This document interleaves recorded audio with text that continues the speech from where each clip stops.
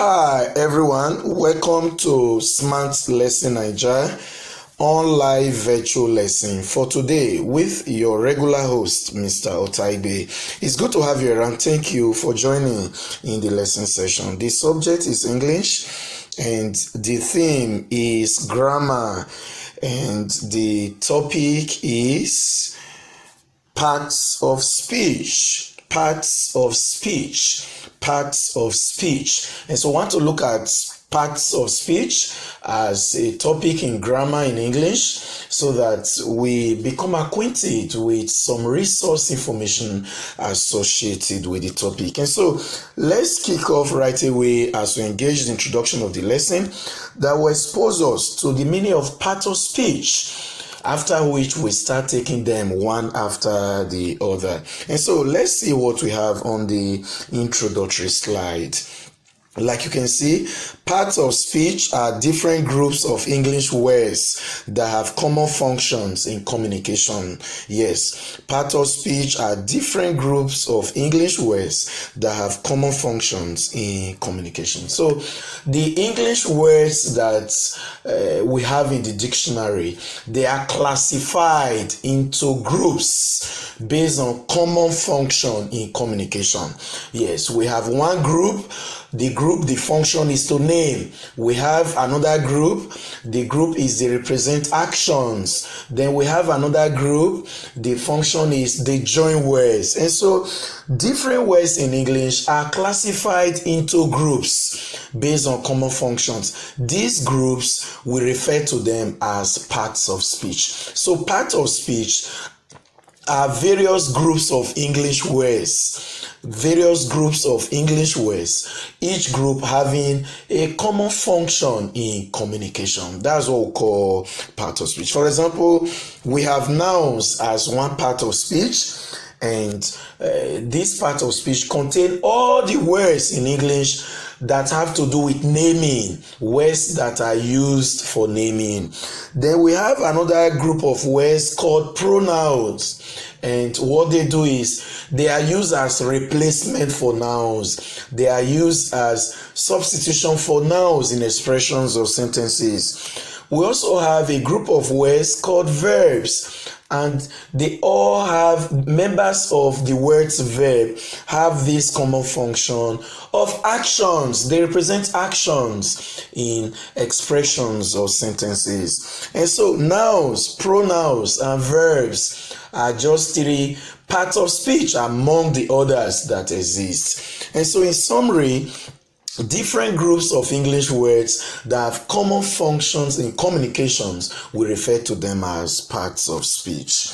Let's make progress now as we see the 9 parts of speech that we have in English. We have 9 parts of speech. What are they? We've seen just 3 of them. Then, what are the other 6? And so, let's meet them on the next slide. And so, like you can see, there are 9 parts of speech in English. We have 9 parts of speech in English. They are nouns, that's 1. Number 2, pronouns. Number 3, adjectives. Number 4, verbs. Number 5, adverbs. Number 6, conjunctions. Number 7, prepositions. Number 8, interjections. Number 9, articles. Nouns, pronouns, adjective, verbs, adverbs, conjunction, prepositions, interjections, and articles. It's very easy to remember them. After you say now, then the brother, pronoun. Then you now have adjective in between. So you say nouns, pronouns, then their qualifiers, adjective. You know, adjectives like you are going to learn very soon, qualify nouns and pronouns. And so when you want to remember the list, just say nouns, then the brother, pronouns, then their qualifier, adjectives. Then before you now go to verbs, the brother, adverbs, and so you've gotten 5 already. Then you now start mentioning the ones that end with shon, T-I-O-N. So that's how you say conjunction, preposition, interjections. Then before you now mention articles finally. And so That's that for that. So again, I'll say nouns, the brother, pronouns, their qualifier, adjectives. I'm done with that series. Then I'll now go to verbs, then the brother, adverbs. I've gotten 5. Then I'll now go for the shun, the ones that end with shun, interjection, conjunction, preposition. I've gotten 8, and the last one is just article. And so you now end it up with articles. And so nouns, pronouns, adjectives, then you have verbs, adverbs, then conjunctions, prepositions, interjections, and articles. So these are the 9 parts of speech that exist in English. But then, what does each of them mean? What are the ideas associated with each of them? And so we want to start taking them one after the other, starting with nouns, so that we review them along with their respective examples. And so we are starting with nouns. And so let's see what nouns are and examples of nouns. Nouns are words which are names of people, animals, places, things, times, ideas, and concepts. Yes. In fact, they are naming words. Nouns are naming words. Simply put, nouns are naming words. So words we use to name people, animals, places, things, times, ideas, and concepts are called nouns. Nouns are naming words. We have some examples there. Examples of nouns are Martha, that's name of person. Then we have lion, that's name of an animal. Then we have London, name of a place. Then we have bucket, name of an object or a thing. Then we have yesterday, name of time. Then marriage, name of a concept. Happiness, name of a concept as well. Anger, name of a concept or a condition. And so that's that for that. So names of people, animals, places, things, times, ideas, and concepts are called nouns. And if you want to unify the whole list, you say naming words. Naming words. Simply put, nouns are naming words. Let's see these examples. We want to see this sentence demonstration that reflects some examples. The sentence says, Raymond is our family doctor. Raymond is our family doctor. So if you analyze each of the words in that sentence, you see that Raymond is a name of a person. So it's a noun. That's why it's italicized and highlighted in a different color. Then is never a name of anything.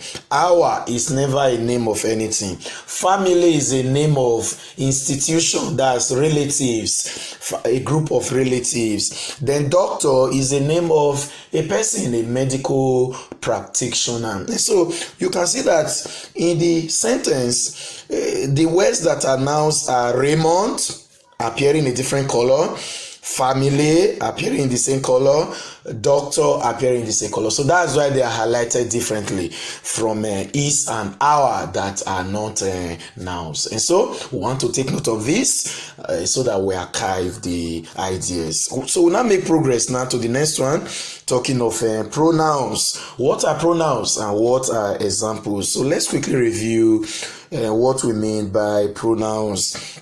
Pronouns are words used in place of nouns. Yes, they are words we use to substitute nouns. If you don't want to use a noun in a sentence, a word you use to replace it for convenience is what we call pronouns. So pronouns are words used in place of nouns, words used instead of nouns, words used in substitution for nouns. That's what we call pronouns. Now, they are words that can be used to replace names in sentences or expressions.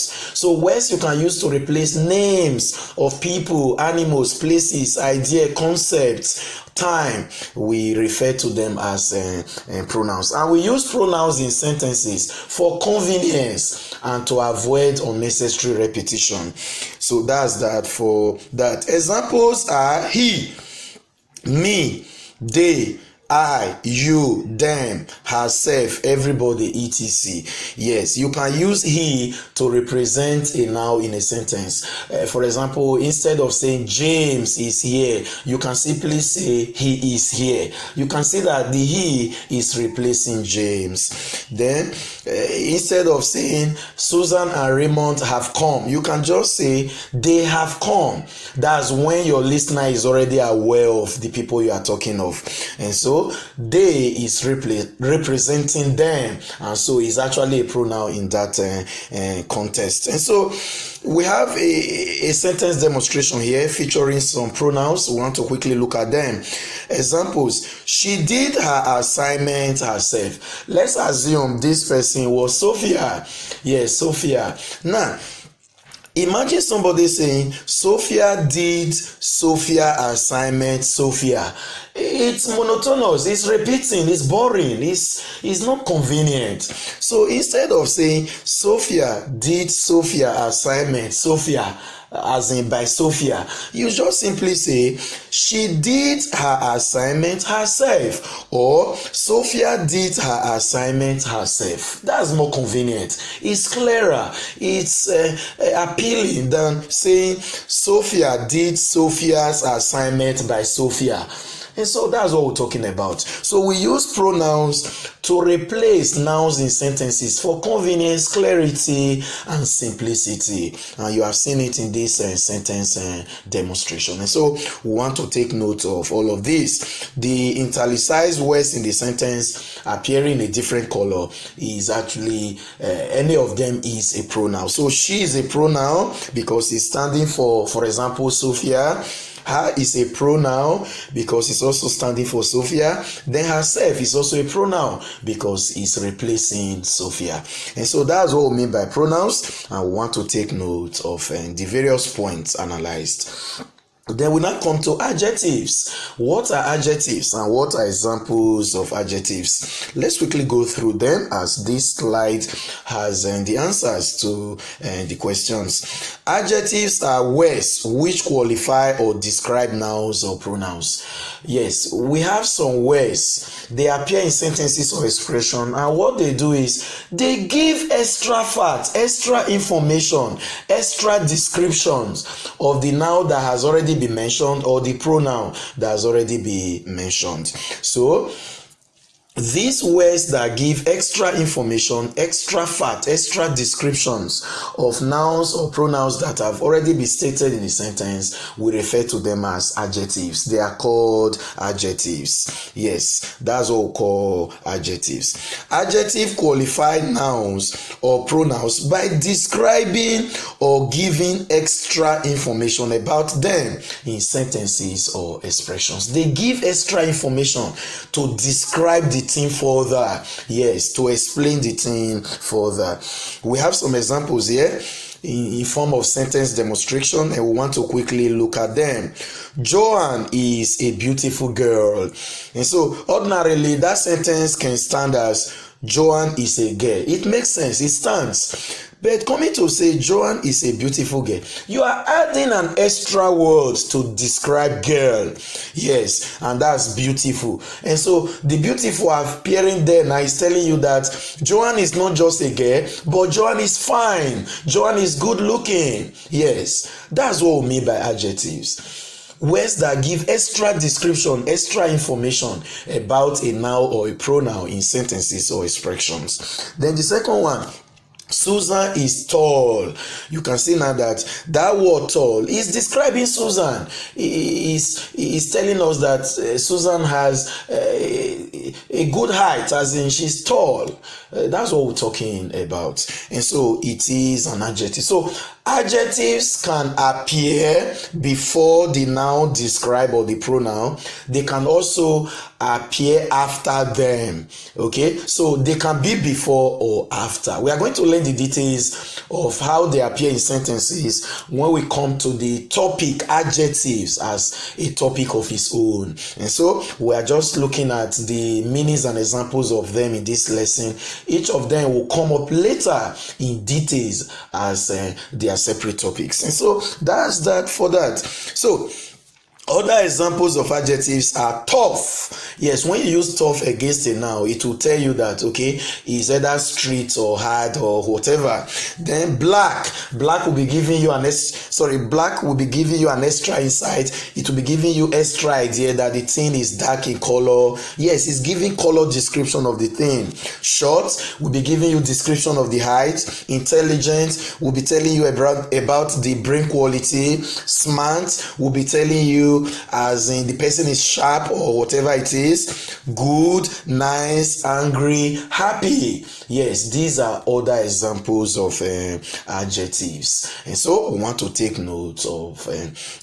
And so when you have a sentence and maybe an adjective is specified or italicized and you are asked to recognize it, then you have to analyze, is it giving extra information about the noun or pronoun in the sentence? When it is, then it is an adjective. But if it is giving extra information about the verb, extra description of the verb, then it will not be an adjective. That will be an adverb, and we are coming to that shortly. And so let's make progress now to the next section of the lesson, talking of verbs. We want to look at verbs. What are verbs and what are examples? And so let's see what verbs are and examples of verbs. And so like you can see, verbs are words.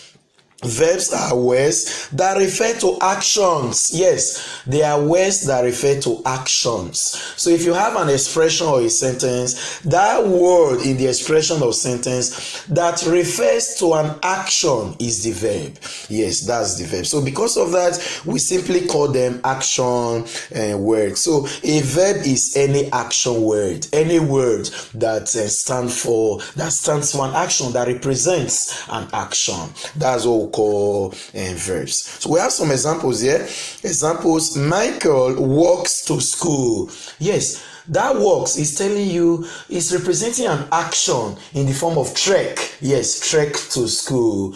Action is something you do. Something you do. That's what we call action. And so the second one, Nasiru is studying in class. So it's telling you that Nasiru is embarking on an action that has to do with reading. Yes, studying. That's what we're talking about. So a word or maybe a group of words in a sentence that represents actions, that stand for action, that refers to an action, we call them verbs. And so before you'll be able to identify a verb in a sentence, you have to check the function. Is it standing for an action? Is it representing an action?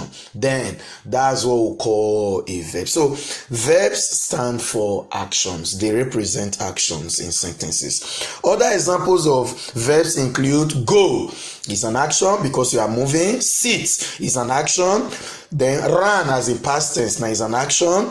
Do is an action. Read is an action. Cook is an action. Call, action. Has, although has is actually not an action, it's a verb. We call them helper verbs. They assist verb. Verbs and helper verbs, they are verbs. Helper verbs are has, have, had. Then we have is, was, were, can, could. These are helper verbs. We call them auxiliary verbs. So the real verbs and their helpers, they are all verbs in sentences. Yes, we want to take note of this. We are coming to them in details. We will have a separate class for them in details, so that we'll come to know the rules and their classifications. And so that's that for that. Let's make progress now to what we call adverbs. Yes, the brother of verb, adverbs. And so we want to see what adverbs are and examples of adverbs. And so like you can see, adverbs are words or group of words that qualify or describe verbs. You see, just like we have it in adjectives qualifying noun or pronouns, we also have things that qualify verbs. They are adverbs. And so when we say qualify verbs, what do we mean? They give extra information, they give extra facts, they give extra description about verb. And so when a verb is already used in a sentence and you are having another word that is talking more about the verb, that word or group of words will be referred to as an adverb. Adverbs qualify or describe verbs by giving extra information about verbs in sentences or expressions. We have examples here. Mary eats slowly. Ordinarily, when you say Mary eats, it stands. Yes, it's giving you the idea that Mary is putting food in the mouth. But coming to add slowly now, this slowly is telling you how she's doing the eating, how the action is, that the action is not fast, instead it's slow. That's what we're talking about. Mary eats slowly. So that slowly is describing the eating, how the eating is, and that makes it an adverb.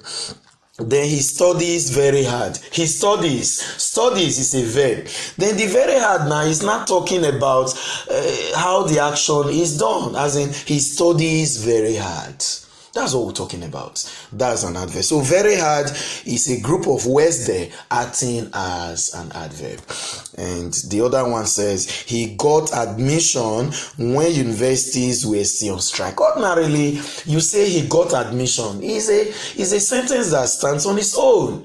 But coming to add when universities were still on strike, you are modifying the got, as in you are modifying the verb got as to when the got happened, when the admission was gotten.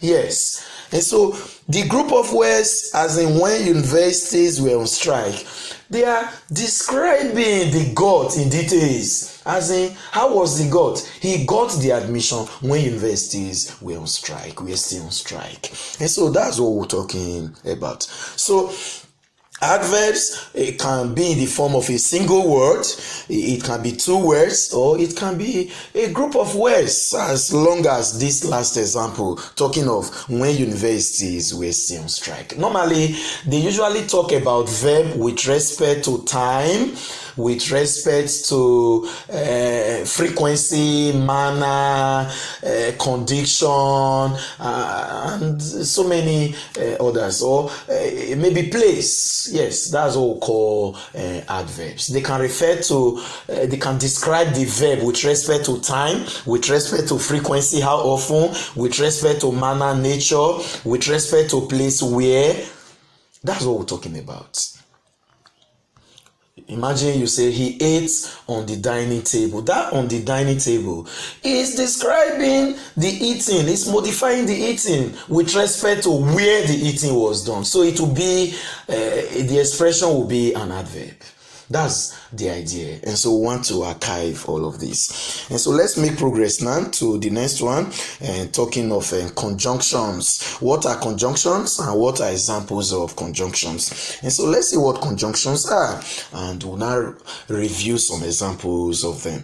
Conjunctions are words which are used in joining words or group of words. So words we use to connect, we use to join two words or two or more words, or it can even be in the form of a group of words using connecting two words or two expressions in sentences. We refer to them as conjunctions. So because of that, they are simply referred to as joining words. They are joining words. Conjunctions are joining words, words we use to join two or more expressions or words in sentences. We have some examples here.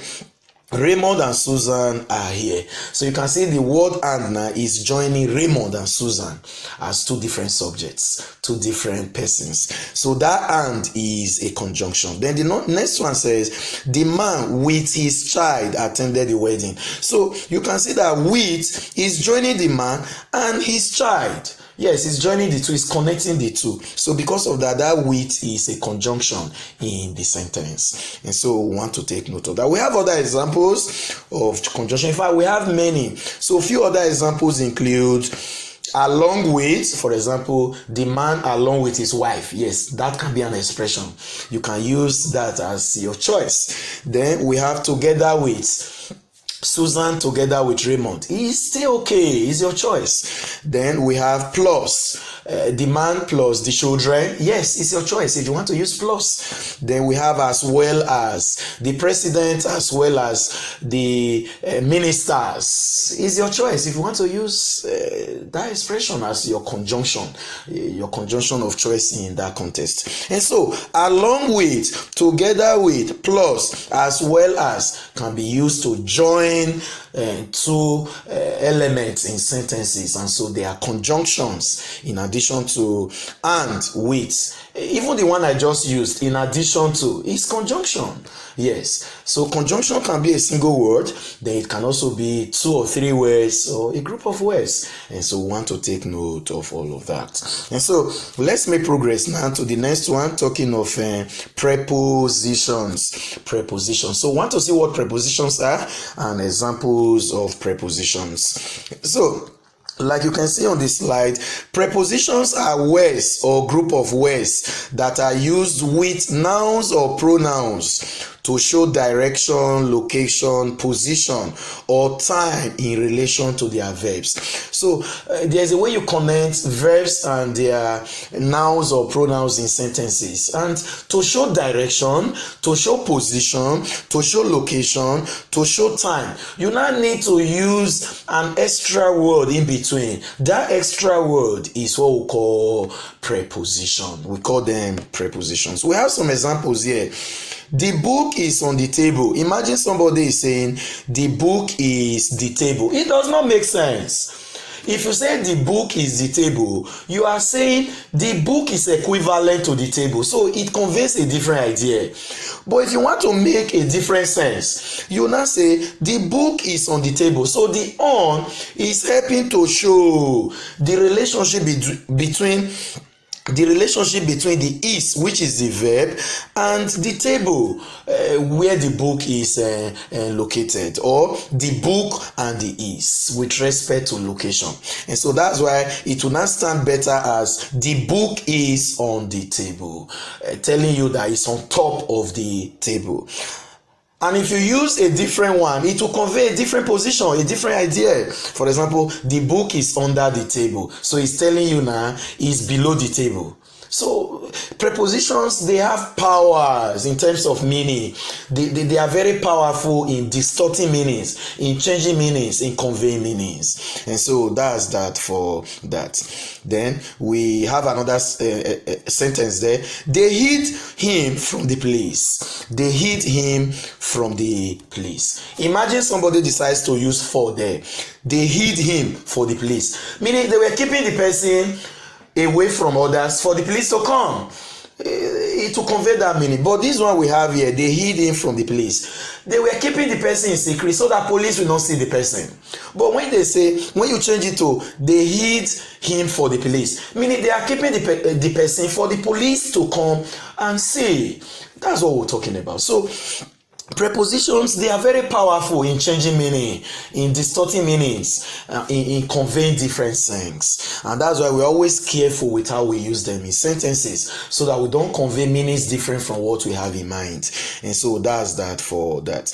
And so other examples of prepositions are at, in, by, for, with, after. They are usually short words like this. 2-letter words, 3-letter words, but some can be long, and we can even have some as group of words. So that's what we're talking about. And so we want to take note of them. And so preposition help to indicate direction, position, time in relation to verbs for nouns and pronouns used in sentences. And so that's that for that. And so we want to make progress now to the next one, talking of interjections. So what are interjections and what are examples of interjections? So like you can see on this slide, interjections are words or group of words which are used to express a strong feeling or sudden emotion. Yes, they are emotional words. Words we use to express sudden feelings or sudden emotion. Words we use to express feelings or sudden emotions. So interjections are simply emotional words, words we use to express feelings or emotions in statements or sentences. We have examples here. The first one there, yes, I passed. That person is having an outburst of feelings. When the person says, yes, I passed, he's happy. He's happy that he passed an exam. Yes, is expressing happiness. That yes is expressing happiness. Then we have another one. Ouch, that's really sharp. That person is expressing sadness, possibly because the object is sharp. The object was used to pierce the person, or maybe the expression that was used for the person is a harsh one, and so the person is now saying, ouch, that is really sharp. Meaning the words you use on me is very sharp, it's biting, or the object you use to touch or pierce me is sharp. That's what the person is talking about. So it's using the ouch to express feeling of pain. Yes, so that's that. Then we have the other one. You were not meant to see that. Possibly something kept in secret, somebody suddenly says it, and the person that kept it now is not reacting as you were not meant to see that. You were not meant to see that. So it is used to express feeling of embarrassment.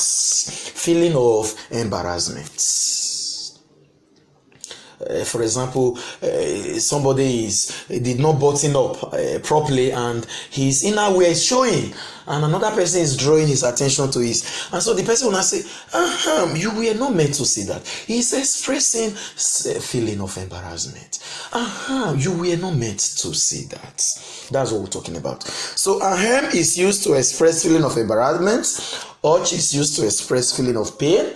Then yes is used to express feeling of excitement, as in happiness. That's what we're talking about. We have other examples of interjections are what's up, excuse me, oh dear. We have many of them. They'll come up later as a separate topic when we advance in our grammar sequence or grammar series. And so let's make progress now to the next one, of course, the last, which is articles. So we want to look at what articles are and then the functions they play in sentences. Now, articles are words which are used before nouns to make them specific or unspecific.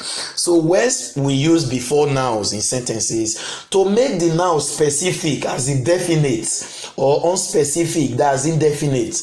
We call them articles. And one good thing about articles is that there are only three in English. We have only three articles. There are three articles in English. They are a, an, and d. But please take note that A is actually a. We pronounce it as a.